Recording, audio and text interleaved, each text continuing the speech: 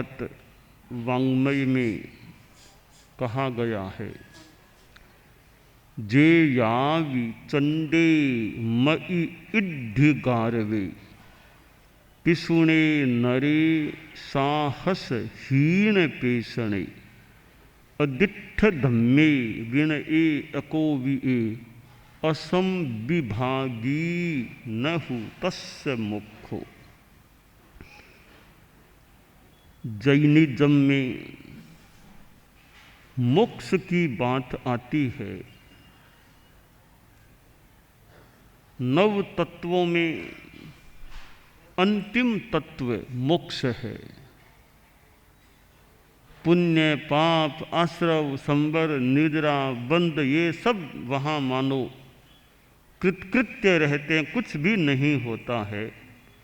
न वहाँ पुण्य है न पाप, न आश्रव है न संवर की साधना, न निर्जरा है न बंध है। मोक्ष है, जीव है और सर्व कर्म विप्र मुक्त आत्मा होती है।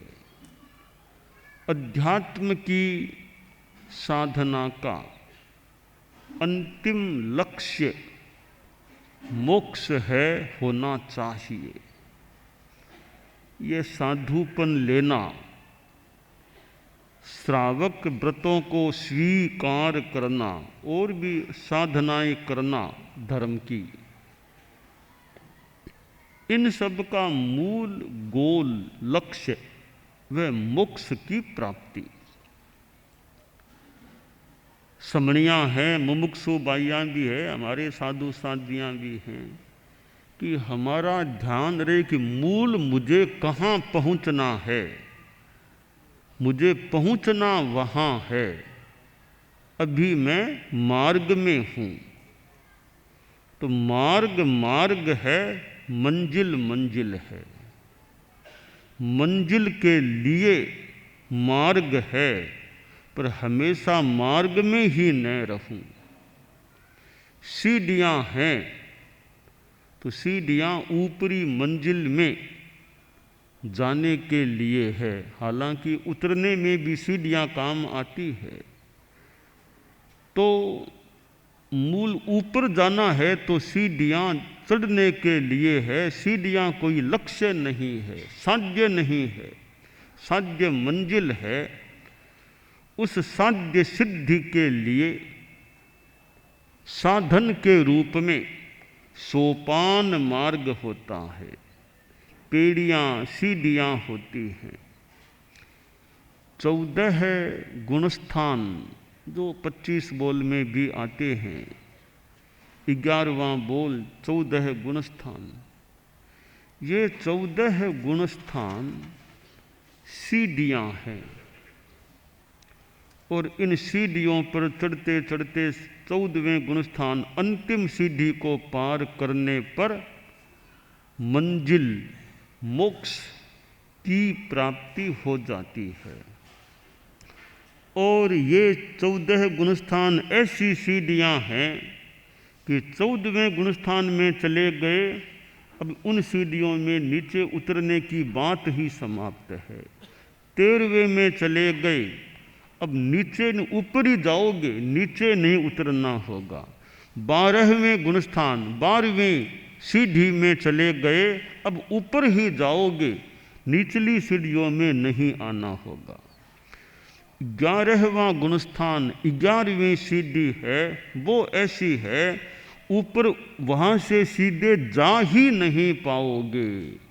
11वीं सीढ़ी में चले गए हो तो मानो ऊपर का रास्ता बंद है, अगली सीढ़ियों का रास्ता भी बंद है, अब तो नीचे ही आना पड़ेगा। ये 11वां गुणस्थान हमारी मुमुक्षु बाइयाँ और समणियाँ की 11वां गुणस्थान है, वह बंद गली के समान है। आदमी बंद गली में चला जाए तो वापिस आना पड़ता है। हमारे संत गोचरी जाएं कि बंद गली में कई घर हैं, तो बंद गली में 5-4 घर गोचरी कर ली, लौटना पड़ेगा, आगे रास्ता नहीं निकलता है। तो 11वें गुणस्थान की गली में कोई चला गया साधक, अब 12वें गुणस्थान का रास्ता वहाँ से नहीं मिलता, वापिस आना पड़ेगा, नीचे के गुणस्थान में आना पड़ेगा। तो सीढ़ियों का भी 14 गुणस्थानों का अपना नियम है। 12वें 13वें 14वें गुणस्थान में जो जीव जाता है वह नीचे वापस नहीं आता, ऊपर ही जाएगा, आगे ही बढ़ेगा।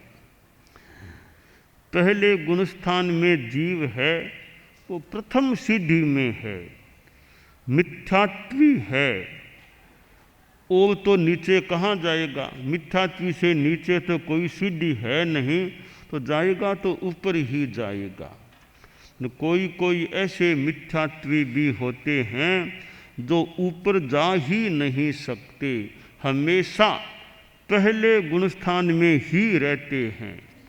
अनंत काल पहले भी पहले गुणस्थान में थे, अभी भी पहले गुणस्थान में हैं, और अनंत काल के बाद भी वे पहले गुणस्थान में हमेशा पहले में ही रहेंगे। ऊपर उनकी प्रगति हो ही नहीं सकती। ऐसे जीव भी दुनिया में होते हैं, अभव्य जीव हैं। उनका पहला गुणस्थान शाश्वत घर है। शाश्वत घर, कोई कहे कि शाश्वत घर बनाओ, तो एक दृष्टि से अभव्य जीवों का बना बनाया शाश्वत घर जो कभी टूटने वाला नहीं, छूटने वाला नहीं, वह उनका शाश्वत घर पहला गुणस्थान है। उनका ऐसा ही कोई नियति है। अब प्रश्न होता है, मुमुक्षु बायार हमारे संत और भी हैं, कि पहले गुणस्थान वो अभव्य जीवों ने क्या अपराध किया कि वे आगे नहीं, कौन से ऐसे पाप किए कि वे ऊपर नहीं चढ़ सकते? इसमें ऐसा प्रतीत होता है कोई पाप की बात नहीं है, वो उनकी नियति है, उनका कोई दोष भी नहीं है। उनका क्या दोष है? उनकी नियति ही वही है। वो वैचित्र्य है या स्थिति है, पारिणामिक भाव है, वह अनादि पारिणामिक भाव है। ये जैसे धर्मास्तिकाय अधर्मास्तिकाय लोकाकाश, ये पुद्गल है, जीव भव्य अभव्य, ये सारे अनादि पारिणामिक भाव हैं। इसमें कोई परिवर्तन हो नहीं सकता। कोई अभव्य जीव है, हमारे 50 संत मिलकर के उसको समझाने की चेष्टा करें अभव्य को कि सम्यक्त्वी बनाएं। 50 क्या, तुम जैसे कोई पढ़े लिखे भी 500 संत भी आ जाएंगे, क्या पढ़े लिखे संत हैं, शास्त्रों के ज्ञाता हैं, 500 संत प्रयास करो तो भी एक अभव्य को तुम भव्य नहीं बना सकते। ये नियति है। वरना समझाने से आदमी कितना समझ भी सकता है, पर अभव्य जीव को कोई सम्यक्त्वी बना नहीं सकता। ये उनकी नियति है। आसाधना न हो तो तीर्थंकर भगवान भी पधार जाएं, एक अभव्य को बिठा दो, ये तो सर्वज्ञ है भगवान, उसको समझाने की चेष्टा करें। आसाधना न हो सफलता नहीं मिलती, उनको भी सफलता नहीं मिलती कि अभव्य को भव्य बना दे। हालांकि एक अभव्य जीव साधु संस्था में आ सकता है, कोई साधुओं का आचार्य भी मान लो बन जाए, पर उसे मोक्ष कभी नहीं मिलता, वह अभव्य का अभव्य ही रहता है। मोक्ष पाने के लिए हमें 14 गुणस्थानों से ऊपर उठना पड़ेगा, 14 गुणस्थानों से ऊपर, और हर गुणस्थान का स्पर्श होगा ये भी जरूरी नहीं लगता। हर गुणस्थान का स्पर्श, सीढ़ियाँ है, पहली दूसरी तीसरी चौथी पांचवी छठी 11वीं, यह जरूरी नहीं है क्रम। कोई कोई गुणस्थान तो किसी के स्पष्ट शायद हो ही नहीं। कोई मिथ्या मरुदेवा माता थी, वो तो निगोद में रहने वाला जीव था, वनस्पति काय से निकला, मनुष्य गति में वो जीव आया, तो क्या उस जीव को दूसरा गुणस्थान आया था क्या? क्या 11वां गुणस्थान आया था क्या? तो लगता है कोई कोई जीव दूसरे गुणस्थान का स्पर्श भी नहीं करता होगा, 11वें का कभी स्पर्श भी नहीं करता होगा, तीसरे का कभी स्पर्श भी नहीं करता होगा, और कोई 5वें का भी स्पर्श न करे, परंतु 7वां 8वां इनका स्पर्श तो करना होगा। 7वां 8वां 9वां 10वां यहाँ तक जरूरी मान लें, 11वें का जरूरी नहीं, फिर 12वां 13वां 14वां इनका भी स्पर्श जरूरी है। तो जिनका स्पर्श होगा ही होगा, ऐसे कितने गुणस्थान हुए देखिए, पहले गुणस्थान का स्पर्श होगा ही होगा। एक हो गया पहला, फिर पहले से सीधा 7वां चले जाए कोई, यानी 5वें का भी स्पर्श न हो, चौथे का भी, पहले से 7वां जिसका जरूरी है, पहला जरूरी है, 7वां जरूरी, 8वां जरूरी, 9वां जरूरी, 10वां जरूरी, 12वां 13वां 14वां जरूरी। कितने हो गए? 7 7। मिथ्यात्वी गिन लो, पहले मिथ्यात्वी हो गया, फिर 7वां गुणस्थान, 8वां 9वां 10वां 12वां 13वां 14वां, 8 गुणस्थानों का स्पर्श तो जरूरी है। बाकी 6 का स्पर्श संभवतः जरूरी नहीं, कोई जीव बिना स्पर्श किए भी रह जाए। तो ये 14 गुणस्थान हैं, सीढ़ियाँ मान लें, पर ऐसा नहीं कि हर सीढ़ी पर हर सीढ़ी का स्पर्श करना ही होगा। हाँ, कोई जैसे उदाहरण के लिए हमारे कई छोटे संत हैं ना, वो ऊपर चढ़ते हैं ना, उतरते हैं, चढ़ते हैं, वो सीधे 1-2 सीढ़ी ऊपर पाँव रख दे, एक सीढ़ी छोड़ के सीधे ऊपर पाँव रख दे, तो बिना उस पर पाँव रखे ऊपर पर पाँव रख दे। इसी तरह कई कई जीव हैं, बीच की सीढ़ियों को छोड़ के सीधे ऊपर चले जाएं, तो ऐसा भी हो सकता है। तो 14 गुणस्थानों में ऐसा प्रतीत संभावित लग रहा है, 8 गुणस्थानों का स्पर्श तो हर जीव को करना ही करना पड़ेगा। बाकी के 6 गुणस्थान हैं, उनका स्पर्श कोई कितनों का करे, सबका करे, कम का करे, न करे, 6 गुणस्थानों का स्पर्श जरूरी नहीं है, परंतु 8 गुणस्थानों का स्पर्श मुमुक्षु भाइयों को भी जानकारी मिल रही होगी कि 8 गुणस्थानों का स्पर्श तो जरूरी लग रहा है हर जीव के, जो मोक्ष में जाएगा उसके लिए। ये मोक्ष में जाए उसकी बात है, बाकी अभव्य तो पहले गुणस्थान के सिवाय शेष 13 का स्पर्श करता ही नहीं है। मोक्षगामी है, उसके लिए 8 गुणस्थानों का स्पर्श तो अनिवार्य है, बाकी 6 का हो न हो, कुछ का हो कुछ का न हो, जो भी हो जाए। तो मोक्ष की बात हमारे जैन दर्शन में, जैन आगम वाङ्मय में, ग्रंथों में मिलती है।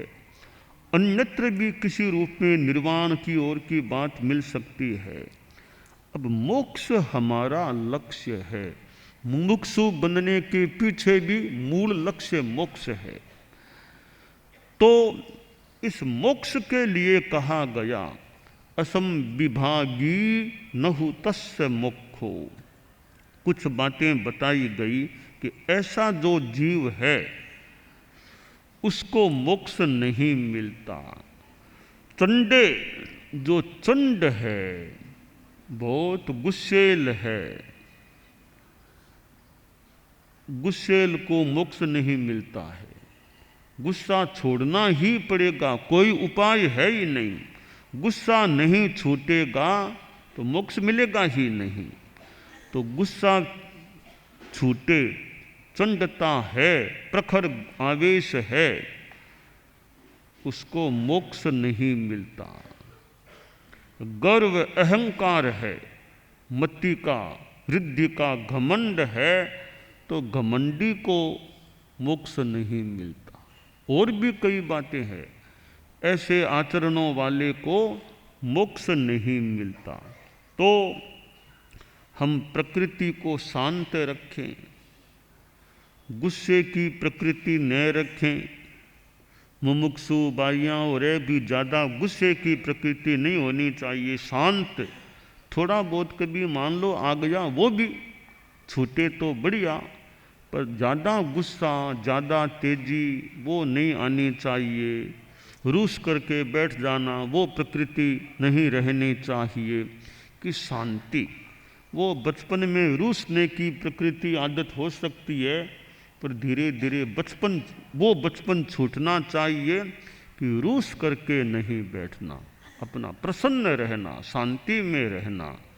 तो जो चंड है, तेज गुस्से वाला है, उसको मोक्ष नहीं मिल सकता। और अहंकारी है कि बुद्धि का अहंकार, कि मेरी इतनी अच्छी बुद्धि है, मैं इतना बुद्धिमान हूँ, कितना जल्दी बात को समझता हूँ, मेरी स्मरण शक्ति इतनी बढ़िया है, एक दिन में 50 श्लोक में याद कर सकता हूँ। तो ठीक है, बहुत अच्छी बात है, तुम्हारे में स्मृति बुद्धि है, शक्ति है बुद्धि की, स्मृति की। तो उसका घमंड नहीं करना, हमको घमंड नहीं करना चाहिए। ज्ञाने मौनम क्षमा शक्तौ त्यागे श्लाघा विपर्यय है। कि ज्ञान है तो मौन रख, यानी ज्ञान में भी मौन रखना, पांडित्य का प्रदर्शन करने का प्रयास नहीं करना। और क्षमा शक्तौ, शक्ति है, मार सकता है, फिर भी क्षमा रखना, शांति रखना, यह स्थिति रहे। त्यागे श्लाघा विपर्यय, त्याग कर दिया, दान कर दिया, दान करने पर भी नाम ख्याति की भावना नहीं रखना। तो यह जो चंड आदमी है, अहंकारी आदमी है, वह मोक्ष के लिए पात्र नहीं है। जब तक यह रहेगी स्थिति चंडता की, अहंकार की, मोक्ष नहीं मिलता। तो हम प्रकृति को शांत रखने का लक्ष्य, मनोभाव रखें। आप लोग गृहस्थ हैं, तो गृहस्थ में भी प्रकृति ज़्यादा उग्र होगी तो किस काम की, ज़्यादा उग्रता नहीं होनी चाहिए। शांति से चिंतन हो, आदमी शांति से निर्णय करे। आवेश आ गया, आवेश प्रेरित होकर निर्णय करता है, तो वह निर्णय भी गलत हो सकता है। निर्णय आवेश प्रेरित न होकर विवेक प्रेरित होता है, वो निर्णय फिर भी ठीक हो सकता है। हम सिद्ध योगी आचार्य श्री महाप्रज्ञ से प्रेक्षा ध्यान का एक प्रयोग करें। आपको एक प्रयोग कराया जा रहे हैं श्वास प्रेक्षा का। 5 सेकंड में श्वास लेना है, 5 सेकंड भीतर रोकना है और 5 सेकंड रेचन करना है और 5 सेकंड बाहर रोकना है। इस प्रकार 20 सेकंड में एक श्वास। सावधान रहे, श्वास भरे, भीतर रोके, रेचन करे, बाहर रोके, श्वास भरे, भीतर रोके, रेचन करे, बाहर रोके, श्वास भरे, भीतर रोके, रेचन करे, बाहर रोके, श्वास भरे, भीतर रोके, रेचन करे, बाहर रोके, श्वास भरे,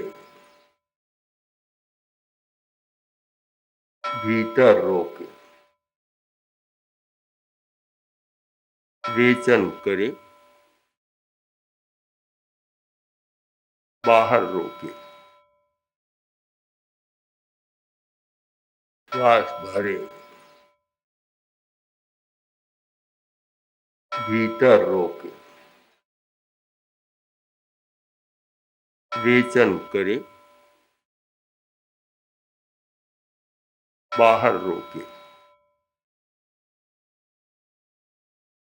श्वास भरे, प्रयोग संपन्न। तो ये ध्यान के बहुत छोटे प्रयोग कराए हैं और इनका स्वयं बार बार अभ्यास करें तो एक अच्छा अभ्यास हो सकता है। ओम आत्मा।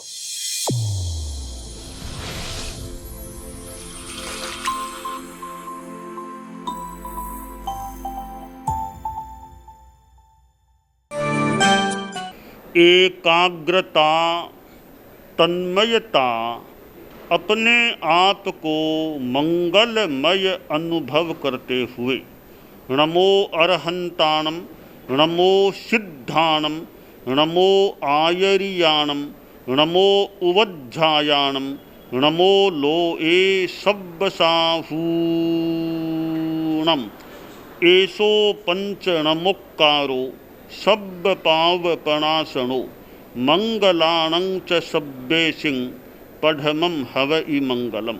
चत्तारि मंगलम, अरहंता मंगलम, सिद्धा मंगलम, साहू मंगलम, केवलिपन्नत्तो धम्मो मंगलम।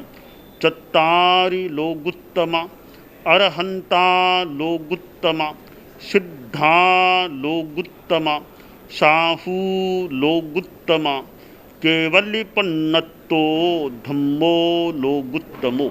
चत्तारि शरणं पवज्जामि, अरहन्ते शरणं पवज्जामि, सिद्धे शरणं पवज्जामि, साहू शरणं पवज्जामि, केवलिपन्नत्तं धम्मं शरणं पवज्जामि।